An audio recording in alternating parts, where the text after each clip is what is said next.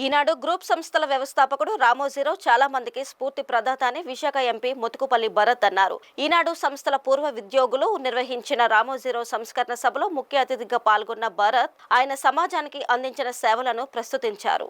రామోజీరావు సమాజానికి ఉపయోగపడే వ్యాపార సంస్థలనే ప్రారంభించి విజయవంతమయ్యారని, ఆయన తెలుగు ప్రజల్లో చిరస్మరణీయంగా నిలిచిపోతారని పేర్కొన్నారు. టీడీపీ జిల్లా అధ్యక్షుడు గండి బాబ్జీ మాట్లాడుతూ రామోజీరావు విలువలకు నిలువెత్తు నిదర్శనమని కొనియాడారు. ఎంతటి విపత్కర పరిస్థితుల్లోనైనా ధైర్యంగా ఎదుర్కొనే సాహసవంతుడని పేర్కొన్నారు. నగరానికి చెందిన మీడియా రంగ ప్రతినిధులు పెద్ద సంఖ్యలో పాల్గొని రామోజీరావు చిత్రపటానికి పూలమాలలు వేసి నివాళులు అర్పించారు.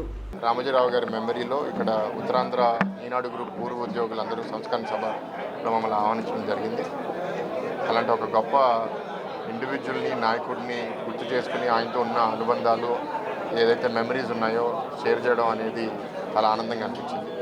ఎందుకంటే అలాంటి వాళ్ళు సమాజానికి ఒక ఇన్స్పిరేషన్. ఆయన ఉన్నంతకాలం ఒక ఫైటరు, తెలుగు లెజెండ్. ఎందుకంటే మన తెలుగు జాతిలో ఉన్న టవరింగ్ పర్సనాలిటీస్లో అతి తక్కువ మందిలో ఆయన ఒకరిగా నేను భావిస్తున్నాను. గొప్ప సంస్థలు క్రియేట్ చేశారు. అవి ఇంకా భవిష్యత్తులో కూడా బాగా నడవాలని కోరుకుంటున్నాను. ఎందుకంటే అనేక విషయాల మీద దాని మీద ఆధారపడి ఉన్నారు.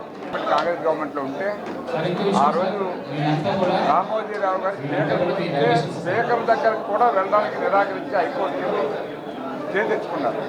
అంటే అంత ధైర్యం ఉన్న మనిషి ఇందాక చెప్పారు భరత్ గారు, ధైర్యానికి మారిపోయారు.